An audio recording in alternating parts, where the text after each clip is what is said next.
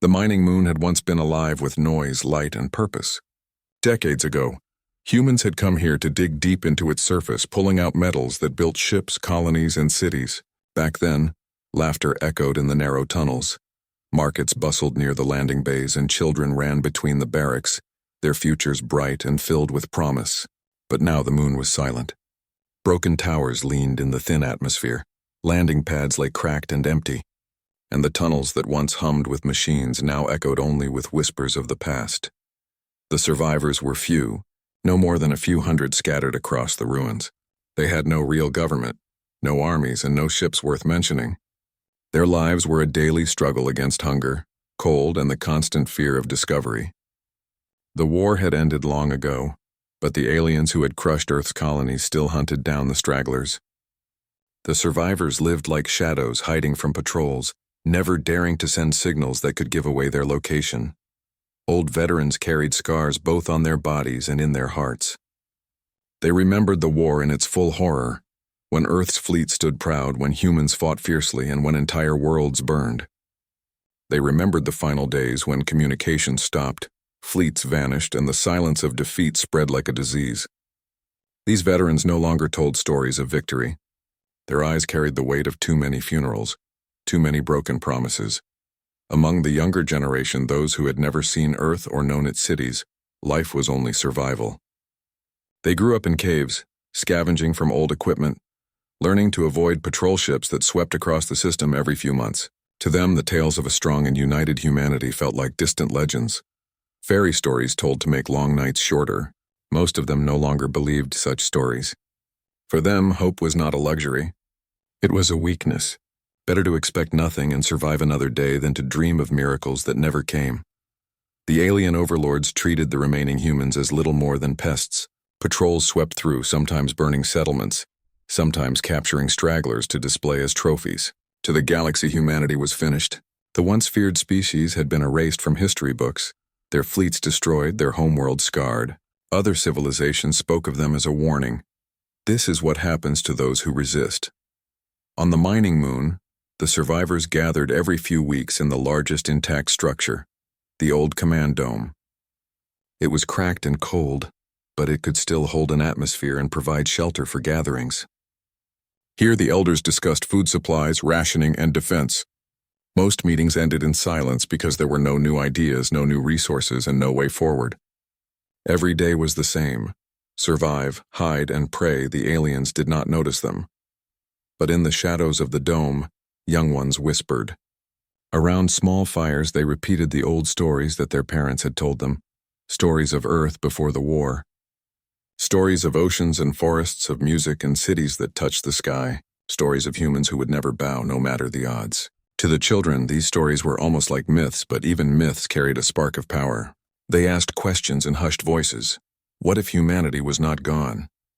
What if someone somewhere still remembered us? What if the galaxy was wrong? One young girl named Lyra often climbed the highest ruin to stare at the stars. She had never seen a proper ship, only rusting wrecks, but she dreamed of something greater. She would whisper to herself, one day they will come back. They cannot forget us. Most of the elders shook their heads when they heard her speak this way. They told her she was filling her mind with foolishness, that no one would return, that they were the last of their kind. But she refused to stop believing. A former soldier named Captain Darius was one of the few who still trained the young. He had lost an arm in the war, replaced now with a crude mechanical limb built from scavenged parts. But his spirit had not completely died. He taught the young ones how to shoot, how to move quietly, how to hide from scanners. When asked why he still bothered, his answer was always the same. Because even if the galaxy has forgotten us, we must not forget ourselves. Still, even he could not deny the truth. There were too few of them, and their weapons were too old. If the aliens decided to wipe out the moon completely, there would be nothing they could do. Everyone knew it. The weight of that truth pressed on them every single day. Then came the cruelest blow. One evening, word reached the survivors that another human settlement, hidden on a nearby asteroid, had been discovered and destroyed. A few refugees staggered into the mining moon, their faces hollow, their eyes empty. They spoke of fire from the sky, of alien soldiers rounding up the survivors, of children taken away screaming.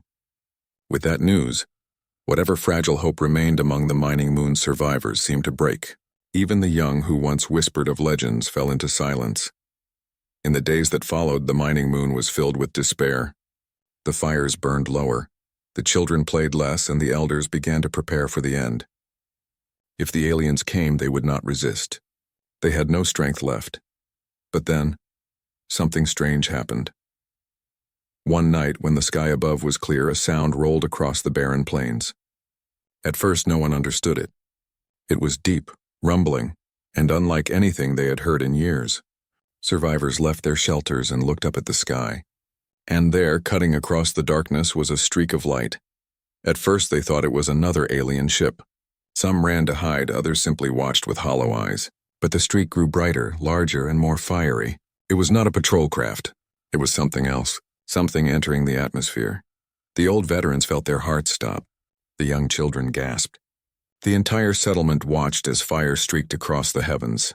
For the first time in decades, the survivors felt something stir inside them, a mixture of fear, disbelief, and a forgotten feeling that almost hurt to remember. It was hope. And as the fiery trail grew brighter, cutting the sky open like a blade, the survivors whispered the same word together: human. The fire in the sky grew brighter with each second, streaking across the barren horizon like a falling star. The survivors stood frozen, their eyes wide, their hearts pounding with something they had nearly forgotten: anticipation.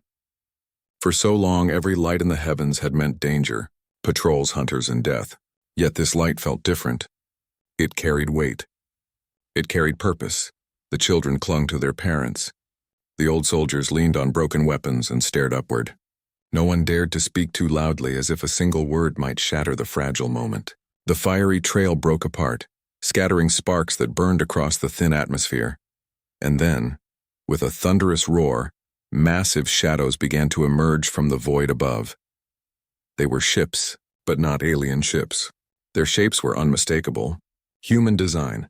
The survivors gasped. Some fell to their knees. Others covered their mouths in disbelief.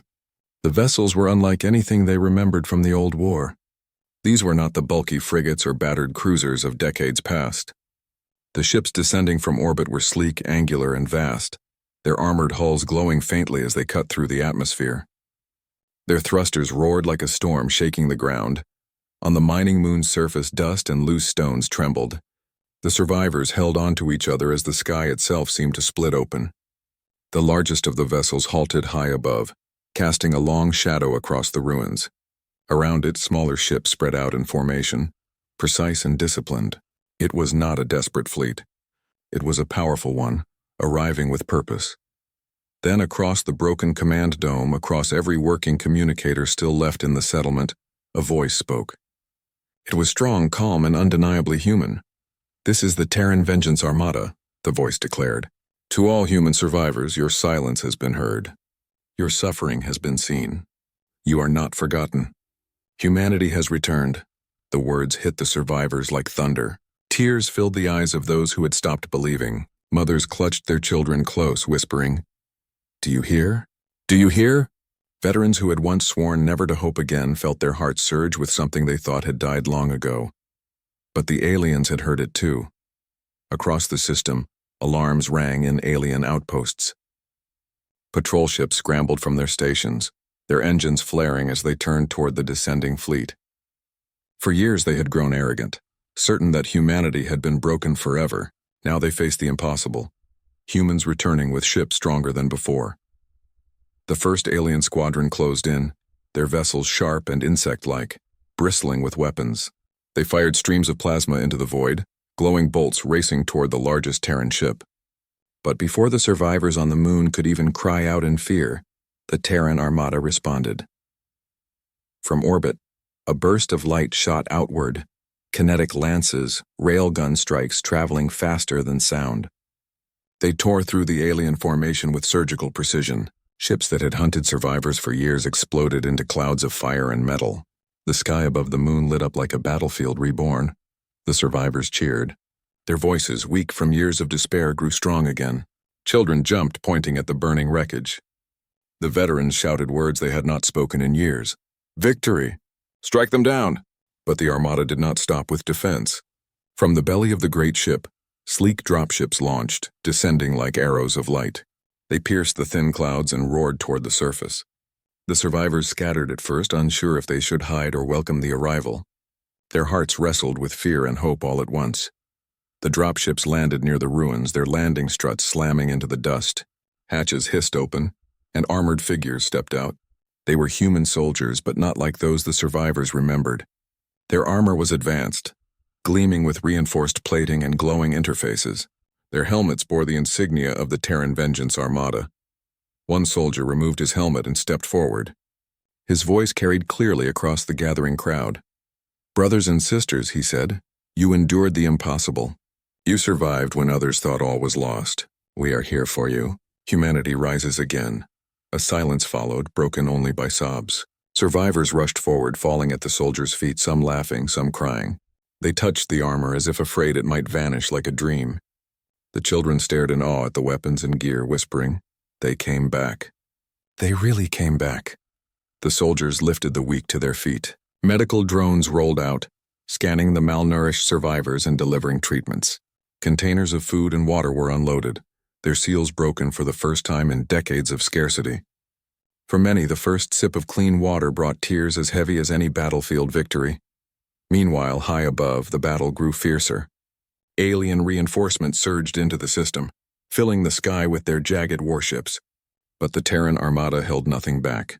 Orbital railguns fired with devastating rhythm, each strike tearing holes in the enemy formations. Swarms of fighter craft piloted by humans darted through the void, cutting down patrol ships that had once hunted helpless survivors. From the surface, the survivors watched the heavens burn. For the first time in living memory, the fire in the sky was not a sign of their destruction. It was a sign of their vengeance. Humanity was no longer crawling in the dirt. Humanity had returned as a storm. Among the survivors, Captain Darius stood tall, his mechanical arm trembling as he saluted the soldiers who had landed. His old eyes filled with pride. "I told them," he whispered. "I told them we must not forget ourselves. And here you are." The lead soldier placed a hand on Darius's shoulder. "You kept the flame alive when no one else could. Now that flame becomes a fire the galaxy cannot ignore." Above, another alien fleet was shattered by coordinated strikes. The heavens flashed with light, the kind of fury that could shake entire civilizations. The survivors cheered louder, their voices echoing across the ruined mining moon. That night, the survivors gathered under the stars with the Terran soldiers.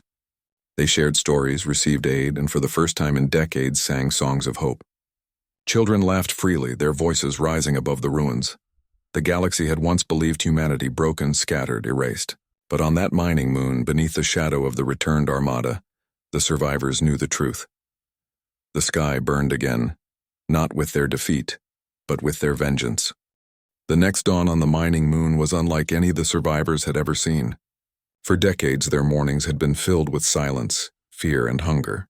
But this time the horizon glowed not with despair, but with the presence of Terran dropships rising into the sky. The survivors stood outside their ruined shelters, watching the sleek vessels lift away, carrying some of their people to orbit. For the first time in living memory, humans were not hiding beneath the stars. They were rising back into them. On the surface, Terran soldiers continued their work. Food rations were distributed, medical kits were shared, and broken shelters were reinforced with new technology. Families who had once expected to die in the dust were now being told they would be evacuated to proper habitats aboard massive carriers. Mothers wept as they realized their children might grow up seeing gardens, cities, and schools again. Captain Darius walked among the soldiers, his weathered face softening as he saw the survivors regain strength. He had lived long enough to see the fall of Earth and now the rise of something new. A young soldier walked beside him, explaining the truth that no survivor had dared to imagine. Decades ago, while the colonies burned, the soldier said, a hidden fleet escaped beyond the galaxy's edge. Scientists, engineers, and soldiers rebuilt in silence, waiting for the moment to return. That moment is now. You are not alone. Humanity has grown strong in the shadows. Darius stopped walking, his chest tightening. For years he had told the children that someone somewhere would carry on the fight. Now he knew it was true. He clenched his mechanical fist and whispered, "Then vengeance has finally come." Above the mining moon, the Terran Vengeance Armada pressed the attack. Alien fleets continued to arrive, but each wave met the full fury of advanced Terran weapons. Orbital railguns fired with precision, while drones swarmed across enemy formations. The aliens, once arrogant hunters, now realized they had become prey. The survivors gathered in the old command dome, now lit with new power cells provided by the Armada. For the first time in years, the place felt alive again. Soldiers shared maps of nearby systems, showing outposts where other human survivors might still be hiding. Each mark on the map was like a heartbeat, a reminder that humanity's story was not over. Lyra, the young girl who once climbed ruins to watch the stars, sat close to the display. Her eyes sparkled as she listened. "We're going to find them," she whispered. "We're going to bring everyone back." The soldiers smiled at her words. For them, she represented the very reason they had returned, the next generation who deserved a future, not a grave. That same evening, a new message echoed across the system. This time it was not directed at the survivors but at the galaxy itself. Broadcasts lit up channels long thought silent. The face of a Terran commander appeared, his voice sharp with conviction. "To the civilizations of the galaxy," he declared, "humanity was never gone. You thought us broken, erased, defeated. You were wrong. We have endured. We have grown. To those who hunted us, we remember. To those who enslaved our people, we are coming. Humanity never dies quietly." The broadcast spread faster than fire. Across nearby systems, alien captains who had once spoken of humans with scorn now trembled. Old enemies realized that the species they thought extinct had returned with vengeance in their eyes and strength in their hands. For the survivors, the words carried a different weight. It was not just about revenge, it was about being remembered, about being part of something greater again. They were no longer the forgotten shadows of a lost war. They were the living proof that humanity's spirit could not be killed. Over the next days, transports carried survivors from the mining moon to the Armada. For many, stepping aboard those ships felt like stepping into another world. The clean air, the glowing lights, the sound of engines ready for travel. It was overwhelming.